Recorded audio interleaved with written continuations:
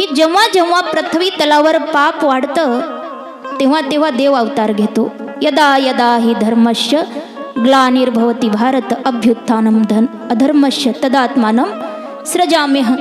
जेव्हा ही पृथ्वी तलावर पाप वाढतं, धर्माला ग्लानी येते, तेव्हा परमात्मा अवतार धारण करत असतो. पण कधी कधी परमात्मा स्वतः न येता कधी त्याच्या दूतांना पाठवतो, भक्तांना पाठवतो. हे जे साधू संत आहेत ते भगवंताचे दूत आहेत, जे भगवंताचंच कार्य करण्यासाठी येत असतात. तेव्हा एकदा गोलोकधाममध्ये भगवान श्रीकृष्ण परमात्मा आणि राधाराणी हे चर्चा करत होते. परमात्मा म्हणतात की राधे, पृथ्वी तलावर पाप खूप वाढला आहे, म्हणून एक श्रेष्ठ अवतार झाला पाहिजे जेणेकरून पृथ्वी तलावर लोकांना धर्म शिकवला जाईल. भागवत धर्म काय आहे याचा प्रचार करण्यासाठी आपलं कोणीतरी दूत पाठवला पाहिजे पृथ्वी तलावर. तेव्हा राधाराणी म्हणतात, प्रभू कोणाला पाठवायचं? तेव्हा परमात्मा विचार करतात की आता आपला असा कोणता दूत पाठवावा. तेव्हा तेवढ्यात राधाराणीने पाळलेला एक पोपट राहायचा गोलोकधाममध्ये, शुक असं त्याचं नाव. तो पोपट त्या ठिकाणी येऊन बसला आणि तो पोपट राधाराणी यांच्या सोबतच सारखा दिवस रात्र राहायचा. दिवस रात्र राधे राधे राधे राधे करत राहायचा. एके दिवशी राधाराणींनी सांगितलं, शुका राधे राधे म्हणू नकोस, तर कृष्ण कृष्ण म्हणत जा. अशी कृष्ण नामाची मंत्र दीक्षा राधाराणींनी शुकाला गोलोकधाम मध्ये दिली होती. तर मग तो शुक त्या ठिकाणी येऊन बसला. तेव्हा राधाराणी म्हणतात, प्रभू आपण आपल्या या शुकाला पृथ्वी तलावर पाठवूयात, तो त्या ठिकाणी भागवत धर्माचा प्रचार करेल. दोघांनाही हा विचार पटला आणि भगवंतांनी आज्ञा दिली शुकाला, शुक तू पृथ्वी तलावर जा आणि भागवत धर्माचा प्रचार कर. तेव्हा तो शुक देवाची आज्ञा घेऊन पृथ्वी तलाकडे निघालेला आहे. आणि देवाचं चिंतन करत करत येत असताना वाटेमध्येच कैलास पर्वत लागला. आणि कैलास पर्वत दिसल्याबरोबर शुकाला वाटलं, जात असताना एकदा भोलेनाथांचं दर्शन घेऊन मग जाऊ. आणि शुक त्या ठिकाणी थांबले कैलास पर्वतावर. तेव्हा कैलास पर्वतावर भोलेनाथ आणि माता पार्वती यांचा संवाद चर्चा सुरू होती. आणि माता पार्वती भोलेनाथांना भागवत कथेविषयी विचारत होत्या. माता पार्वती भोलेनाथांना म्हणत होत्या, प्रभू भागवत कथा ही काय आहे, मला ऐकायची आहे, कृपया तुम्ही मला कथा सांगा. तेव्हा भोलेनाथ म्हणतात, पार्वती भागवत कथा सांगण्याचा अधिकार नाही, ऐकण्याचा अधिकार प्रत्येकाला नसतो. ही कथा फार दुर्लभ आहे आणि पूर्वी ही कथा पृथ्वी तलावर नव्हती. ती पृथ्वी तलावर कशी आली हे तुम्हाला सांगत आहे कथा भाग. माता पार्वती म्हणतात, प्रभू मला ही कथा ऐकण्याची फार इच्छा आहे, कृपया आपण माझ्यावर कृपा करा आणि मला ही कथा सांगा. तेव्हा भोलेनाथ म्हणतात, पार्वती ठीक आहे, तुझी इच्छा आहे म्हणून मी तुला ही कथा सांगतो, पण ही कथा ऐकण्याचा अधिकार कोणालाही नाही, प्रत्येकाला नाही. म्हणून भोलेनाथांनी त्या ठिकाणी परिसरामध्ये जेवढे जीवजंतू होती सगळ्यांना सांगितलं, तुम्ही दूर कुठेतरी जा, कारण मी आता पार्वतीला कथा सांगणार आहे आणि कथा ऐकण्याचा अधिकार तुम्हाला नाही.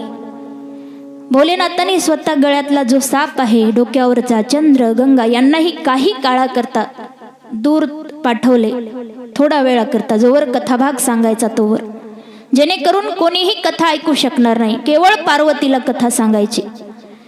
हे सगळं संवाद, त्यांची चर्चा शुक तो पोपट त्या ठिकाणी पाहत होता. तेव्हा शुकाने ठरवलं की आपण ही कथा ऐकायची, पण भोलेनाथ काही असं आपल्याला परवानगी देणार नाहीत, म्हणून त्यांनी चोरून कथा ऐकायचं ठरवलं. आणि एका अंड्याच्या रूपामध्ये त्या ठिकाणी लपून बसले शुक. आणि भोलेनाथ कथा सांगायला आरंभ करतात. समोर श्रोता एकच आहे, माता पार्वती. समोर पार्वती माता बसल्यात कथा ऐकायला. भोलेनाथ एवढा आनंदमग्न होऊन कथा सांगतात, डोळे झाकून कथा सांगतात. कथा सांगत असताना आनंद विभोर होतात, यासाठी ते डोळे झाकून घेतात. आणि माता पार्वती समोर बसले आहेत, कथा श्रवण करत आहेत. जसं कथेला आरंभ केला, थोडीशी कथा सांगितली की माता पार्वती यांना मध्ये झोप लागली. आणि कथेमध्ये झोप प्रत्येकाला येत असते. आणि त्याचं कारण काय? त्याचं कारण असं आहे की आपलं जे काही पाप आहे, या जन्मातील असेल, पूर्वीच्या जन्मातील असेल, ते पाप झोपेच्या रूपामध्ये येऊन कथेमध्ये अडथळा आणतं, आपल्याला कथा ऐकू देत नाही, कीर्तन ऐकू देत नाही. पूर्व जन्म के पाप से हरि कथा न सहाय, पूर्व जन्म के पाप से हरि कथा न सुहाय, जैसे ज्वर के रोग से भूख विदा हो जाए, भूख विदा हो जाए. पूर्वीच्या जन्माचं काही पाप असेल किंवा या जन्माचं, ते पाप आपल्याला कथा ऐकू देत नाही. जसं एखाद्याच्या अंगामध्ये ताप असेल, ज्वर असेल, त्याला कितीही पंचपक्वानाचं भोजन दिलं तरी त्याला गोड लागत नाही, कारण अंगामध्ये ताप आहे. तसं कथा गोड लागत नाही, कारण आपल्या जीवनाचं पाप आहे. काहीतरी पाप असल्याशिवाय आपल्याला झोप येत नाही. म्हणून या ठिकाणी आज सगळ्यांनी परीक्षा घ्यायची, स्वतःची परीक्षा. तुम्ही पापी आहात की पुण्यवान आहात, आजच परीक्षा होऊन जाऊ द्या. कथेची आरती होईपर्यंत समजा तुम्हाला झोप आली तर समजायचं तुम्ही कोण आहात? पापी आहात असं समजायचं. आणि आरती होईपर्यंत तुम्हाला झोप नाही आली तर समजायचं तुम्ही पुण्यवान आहात. आजच तुमची परीक्षा होऊन जाऊ द्या, तुम्ही पापी आहात की पुण्यवान आहात. आज कोणीही झोपायचं नाही. समजा झोप आली तर मग तुम्ही पापी सिद्ध होणार, म्हणून झोपायचं नाही.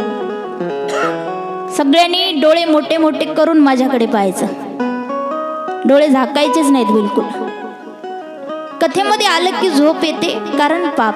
मग तुम्ही म्हणताल की माता पार्वती यांनी काय पाप केलं होतं, त्यांना कशी काय झोप आली? तर माता पार्वतींनी सुद्धा एक पाप केलं होतं. पूर्वजन्मामध्ये सती रूपामध्ये त्यांनी रामप्रभूंची परीक्षा घेतली होती. हे पाप असल्यामुळे त्यांना कथेमध्ये थोडीशी कथा झाली की झोप आली. तर झोपणं हे कलियुगाचं लक्षण आहे. कथेमध्ये, कीर्तनामध्ये झोपणे कलियुगाचं लक्षण आहे. आणि प्रत्येक कथेमध्ये 4 युग येत असतात. जेव्हा सर्वप्रथम आम्ही मंत्र गातो त्यावेळी सत्ययुग सुरू असतं. ज्यावेळी भजन गातो त्यावेळी त्रेतायुग असतं. ज्यावेळी कथाभाग सुरू असतो त्यावेळी द्वापर युग सुरू असतं. पण कथेमध्ये एखादा श्रोता झोपला की तेव्हा कलियुगाला सुरुवात होते. आणि कलीचा आधार कथेमध्ये कधीच घ्यायचा नाही. हा कथारूपी दरबार म्हणजे असं समजा एक प्रकारचं ऑपरेशन थिएटर आहे. या ठिकाणी तुमच्या सगळ्यांचं ऑपरेशन होणार आहे असं समजा. असं म्हटल्यावर तुम्ही उद्यापासून यायचेच नाहीस कथेला की आम्हाला काय झालंय, आमचं ऑपरेशन कशाला. तर या ठिकाणी प्रत्येकाचं ऑपरेशन होणार आहे. मग ऑपरेशन केव्हा करतात? जेव्हा एखादी बिमारी झाली असेल, रोग झाला असेल तरच ऑपरेशन केलं जातं. मग आता तुम्हाला असा कुठला रोग झालाय? तुम्हालाच नव्हे तर सर्व जगातील प्रत्येक माणसाला एका रोगानं ग्रासलेला आहे. त्या रोगाचं नाव आहे भवरोग. आणि या भवरोगाचा उपचार कुठेच होत नाही, केवळ या कथारूपी दरबारात, याच ठिकाणी या रोगाचा उपचार मिळतो. तर या ठिकाणी ऑपरेशन होणार आहे भवरोगाचं. आणि ऑपरेशन करणारा डॉक्टर कोण आहे? तर ते आहेत शुकाचार्य महाराज. आणि एवढा श्रेष्ठ डॉक्टर आहे भवरोगाचा, असं डॉक्टरच कुठं जगात मिळणार नाही. आणि ऑपरेशन करण्यासाठी शस्त्राची आवश्यकता असते. या ठिकाणी ऑपरेशन होणार पण शस्त्राद्वारे नाही, शास्त्राद्वारे. या ठिकाणी भागवत शास्त्र आहे. या शास्त्राद्वारे सर्वांच्या या रोगाचं ऑपरेशन होणार आहे. याच्यावर तुम्हाला उपचार मिळणार आहे. तुमचा रोग दूर होईल नक्की, पण त्यासाठी काही नियम आहेत. जसं दवाखान्यात गेल्यानंतर डॉक्टर औषध गोळ्या दिल्यावर त्यासोबत काही पथ्य बाळगायला सांगत, काही नियम सांगतात डॉक्टर. आणि त्या नियमानुसार औषधी घेतली तरच त्या औषधीचा परिणाम होतो. जर आपण नियम नाही पाळले, पथ्य नाही बाळगलं तर आपल्याला औषध घेऊन सुद्धा परिणाम दाखवत नाही.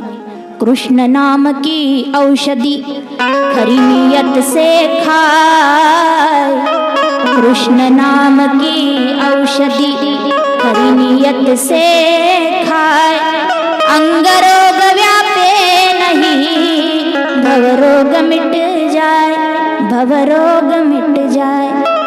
हे कृष्ण नामाची औषधी आपला हा भवरोग दूर करते, पण त्यासाठी नियम बाळगला पाहिजे. नियमानुसार ही औषधी घेतली पाहिजे. आणि जर आपण नियमच नाही पाळला तर काय फायदा. एक बाई चूल सारवत होती आणि चूल सारवत असताना तिच्या हाताला विंचू चावला.